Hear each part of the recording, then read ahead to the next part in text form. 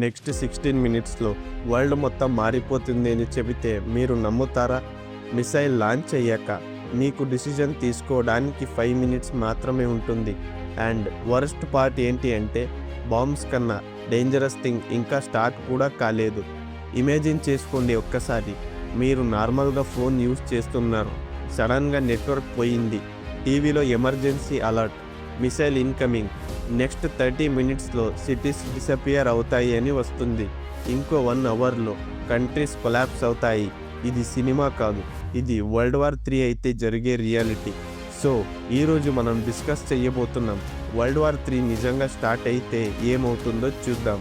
So వీడియోకి వెళ్ళే ముందు మా ఛానల్కి సబ్స్క్రైబ్ చేసి సపోర్ట్ చేయండి గాయస్.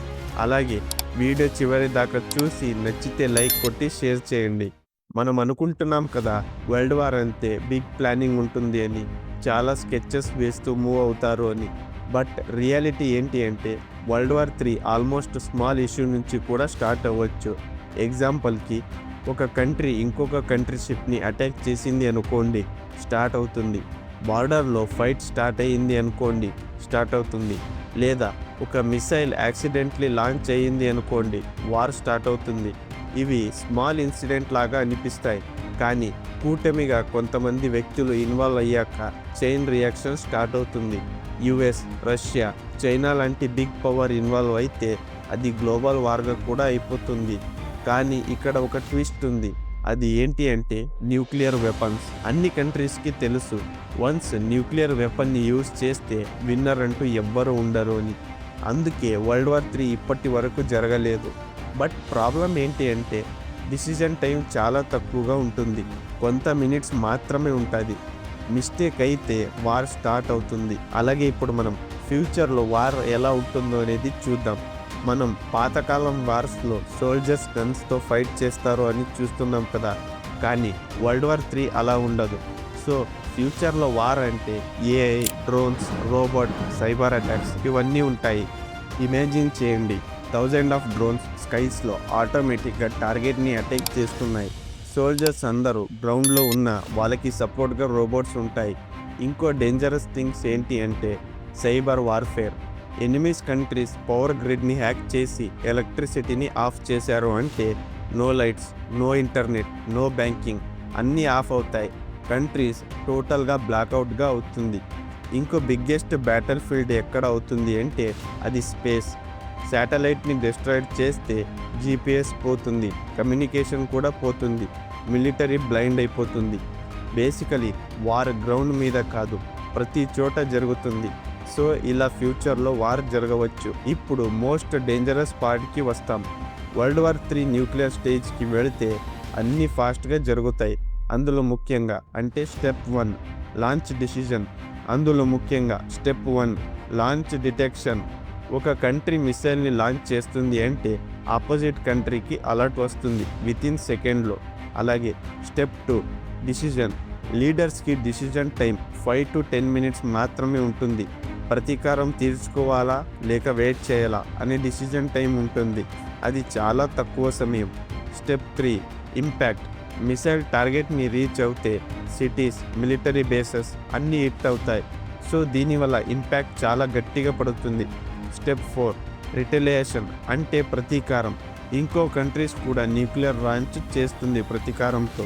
వితిన్ 1 అవర్లో 100 ఆఫ్ న్యూక్లియర్ ఎక్స్ప్లోషన్ జరుగుతాయి. మిలియన్స్ కాదు, 100 ఆఫ్ మిలియన్స్ డెత్ అవుతూ ఉంటుంది.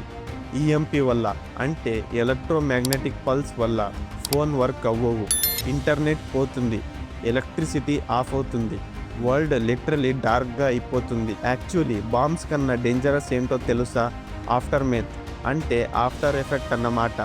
న్యూక్లియర్ బ్లాస్ట్ వల్ల స్మోక్ స్కైలో వెళ్ళిపోతుంది, సన్లైట్ బ్లాక్ అవుతుంది. దీనిని న్యూక్లియర్ వింటర్ అని కూడా పిలుస్తారు.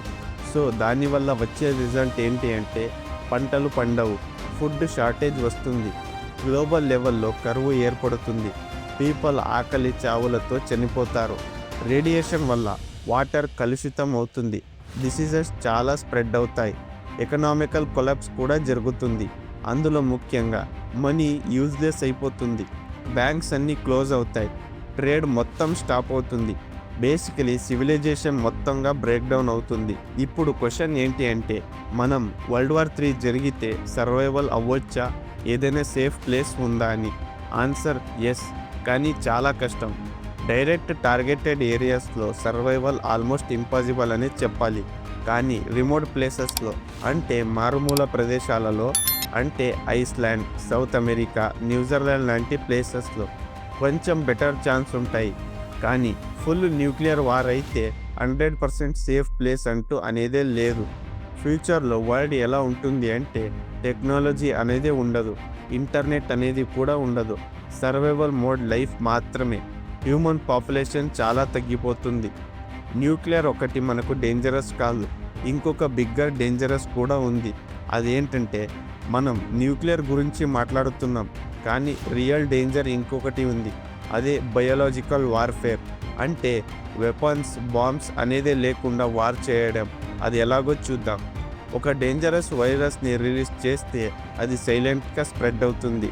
చాలా జనాలు ఎక్కువగా ఉండే ప్లేస్లో త్వరగా స్ప్రెడ్ అవుతుంది. ఎగ్జాంపుల్కి, ఫ్లైట్స్లో చాలామంది ట్రావెల్ చేస్తున్నారు కదా, దానివల్ల డేస్లో వరల్డ్ మొత్తం రీచ్ అవుతుంది. ఇక్కడ వర్స్ట్ పార్ట్ ఏంటి అంటే, మనకు తెలియకుండానే సైలెంట్గా వార్ స్టార్ట్ అయిపోతుంది. పాండమిక్లా ఉంటుంది, కానీ దానికంటే చాలా దారుణం. సో ఫైనల్గా వరల్డ్ వార్ 3 స్టార్ట్ అవ్వడం రేర్, కానీ స్టార్ట్ అయ్యాక కంట్రోల్ చేయడం almost impossible. Most dangerous parts bomb కాదు, తర్వాత జరిగే కొలాప్స్. ఫుడ్ ఉండదు, సిస్టమ్ లేవు, మనిషికి అప్పుడు మిగిలేది ఒకటే ఒకటి, సర్వైవల్ ఫైట్ మాత్రమే.